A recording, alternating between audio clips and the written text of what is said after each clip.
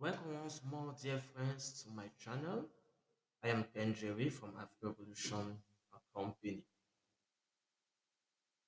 In this video, I'm going to be guiding you on how to solve 𝐒𝐮𝐩𝐸 2020 case study section A structure programming. Before we get started, if you have not yet subscribed to this channel, make sure you hit the subscribe button below. We are going to move straight to the equation. So this is part 2, case study, section A, structure programming. And we are going to start with question 1, which says that variables are very important for almost all mathematical programs in C programming. What are the rules to follow in when declaring variable in C programming? That is the first question. So there are some few simple rules to follow in naming variables in C. The first is that a variable must start with a letter or underscore.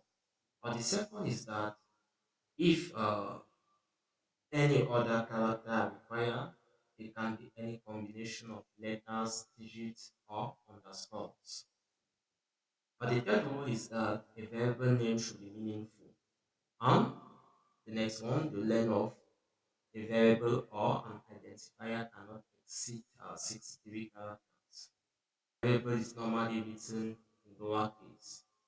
And in cases where we need a variable consisting of two or more words, we start the second and subsequent word with an uppercase letter. For example, we have a vote count or sum of series. So these are the 5 rules to follow when naming variables or declaring variables in C. So with this, we have answered question 1. Question 2 says, list the 4 ways in which a function can be declared in C programming, given their respective example. List the 4 ways in which a function can be declared in C programming, given their respective examples. So for question 2, we have 4 ways we can declare a function. The first is a function declared without a return type and parameters. For example, we have val and the function name my function. Then in the braces we have the code to be executed. The second way we can declare a function without a return type, but that function has parameters. For example, we have val, the function name my function, and you can see the parameter there is of type int. And then in the braces we have the code to be executed. The third way we can declare a function with a return type without parameters. For example, we have int, the function name my function, and you can see that here we are not adding any parameter. And then in the braces we have the code to be executed. And the last way we can declare a function with a return type and that function has parameters. For example, we have int, the function name my function, the parameters of type in, and then the code to be executed. So in this last one, you can see that the return type is int, the function return type is int, which stands for integers. And before we proceed, the third way, which was declare function with a return type without parameters. For example, you can see here that we have a function of type int, um, and the function name is my function without parameters, or without the parameter. And then the braces they code to be executed. It means that the function return type is int, that's integers, but the function doesn't have any parameters, any parameter. But you will note that in the first 2 ways of declaring a function, uh, we do not have a return type. In the first case, we do not have a return type, none are parameters. And the second case, we do not have a return type, but that function is declared with parameters. In the third case, we declare the function with a return type without parameters, in which case the return type is as integer. And in the last case, we can declare a function with a return type and having parameters, as you can see in the examples given. So with that, we have answered question 2. Question 3 says, what is the size in byte of the array in array of 10 for both a 32-bit and 64-bit system? So here we are asked to give the size in byte of an array of type int and size 10 for a 32-bit and 64-bit system. The formula for calculating the memory requirement or the memory required in byte is equal to the size of the data type times the size of the array. And we know that the array, as stated in the question, is of type int and the size of the array is 10. For a 32-bit system, the data type, the size of the data type is 4. That is why you see that for a 32-bit system, the memory required in byte equals to 4 times the size of the array, which is 10. That gives us a 40 byte. For a 64-bit system, the size of the data is 8. That's why the memory required in byte will be 8 times the size of the array, which is 10. That gives us 80 bytes. For this question, I had to use uh, the 32 ink and the 64 ink.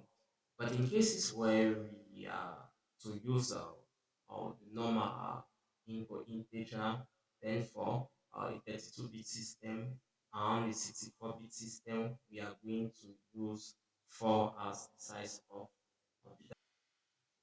Therefore, in both cases, the memory required in byte will be equal to 40 bytes. So with this, we have answered question 3. Question 4 says, consider the code snippet below. Calculate the size of the structure name employee, given that int is 4 bytes, char is 1 byte, and float is 4 bytes. So here we have been given a structure employee, a structure name employee with property, ID of type int, name of type char, and size 20, salary of type float. The question tells us that the int is 4 bytes, the char is 1 byte, and the float is 4 bytes. For question 4, therefore, the size of the structure will be equals to the size of the int plus the size of the char plus the size of the float. So the size of the int is 4, the size of the char is 1 times the size of that array, which is 20. That's why we are having 20 times 1 plus the size of the float, which is 4. That gives us a total of 28 bytes. With this, we have answered question 4.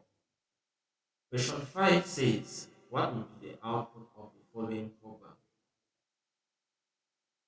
So we have been given a short program written in C, and we are asked to determine its output.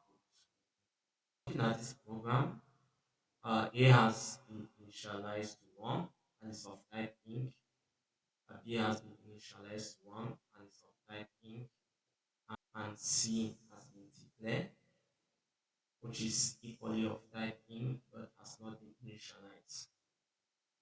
And we are told that C is assigned a value of A plus B, and we are to print A and B. So if we look at it critically, we are going to realize that A has been incremented by 1. It means that before adding A to C, the program had to calculate A by equals to A plus 1, which equals 2. Therefore, C will be equal to 2 plus 1. So if we're asked to print out C, our C will be equal to 3 here. Therefore, if we are to print A and B, A will be equal to 2 and B will be equal to 1. That is why the output here is 2, 1. So with this, we have answered question 5. The last question is question 6, which says, what will the following code do? So for question 6, the first part of the code, which is phi star fp, is used to declare an identifier fp, which is called a phi pointer. The second part of that code, which is fp, which is assign fopen into data.x and then w, simply associate the phi pointer fp to the phi data.x and tell C to write data to phi.